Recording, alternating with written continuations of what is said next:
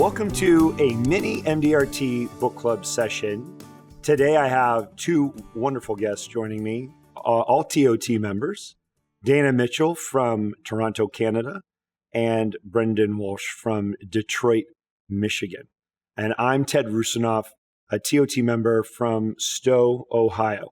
And what we're going to give you today is an opportunity to take a glance at what our book club looks like, where we read a book together and then we share some of our insights and takeaways from the book that we have read and enjoyed, called Never Split the Difference by Chris Voss, where he goes into a conversation. By the way, he's a hostage negotiator. So never splitting the difference might have a little higher risk reward payoff in his world than in ours. But he talks about this late night DJ voice, and that is the way that he just slows things down.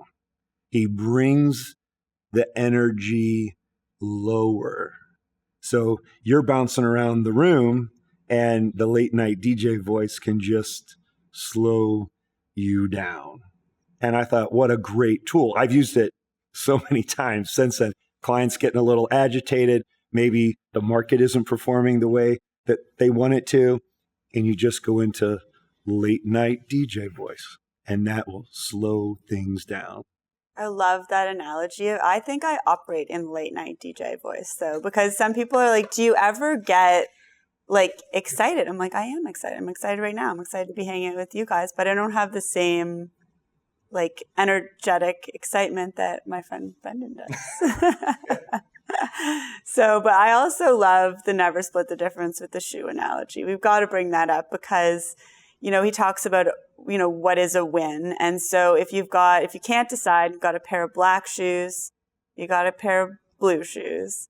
It is not a win to wear one of each if you can't decide, because then you just look silly. You're better to pick a lane and be in blue shoes or in black shoes. But how many people do you see, that's splitting the difference in the most basic form, but you realize it makes absolutely no sense.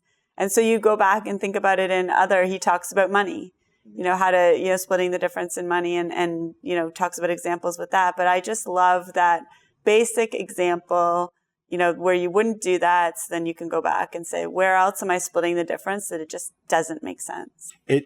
It's something that we find almost like a natural disposition to meet people halfway. And especially in the work that we do, halfway doesn't get you where you want to go. And so splitting the difference means sacrificing some portion of their dream or working for them for a lot less than we should get paid in order to do the work they need us to do so their dreams can be realized. And that really it rang true for me when he starts walking through. He uses a shoe example. He gives a couple more, and you realize that he's negotiating about somebody's life as a hostage negotiator. And we are too. It's not like they're being held against their will in a bank and they're asking for an airplane and a bag of money or whatever to escape. But we're working with clients that are trying to have the future they deserve, the future that they want. And it's our job to not let them split the difference on making some of the sacrifices that have to be made in order to achieve that dream and that goal. And to your point, it's not splitting the difference, is being comfortable having an uncomfortable conversation and challenging someone and saying, and trusting your profession and what you do and what you believe in, right? Because it's not only getting them where they want to be, but it's protecting that future and having an uncomfortable conversation of, well, what happens if you're not here or your business partner's not here or your spouse isn't here?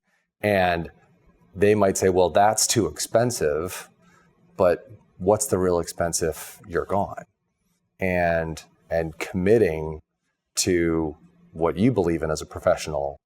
And where I struggled a little bit with this book is, that it's not always one thing or the other, but it is having that conviction of knowing that what you're doing is right and that it's going to be the best interest of the client and helping them get where they need to be. One of the most interesting telephone calls I've ever gotten in our business was from the wife of a client. I mean, she's the client as well. And we were about to have a meeting all together. And so she called me in advance and said, you need to make this sale. You got to close the full amount, and I need it done and the application in this meeting.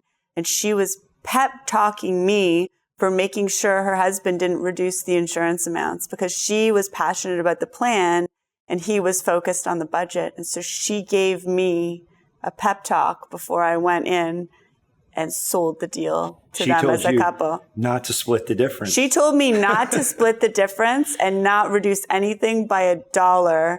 And then she wished me luck. And then she came into the meeting as if we'd never spoken. It's interesting. That was a great conversation.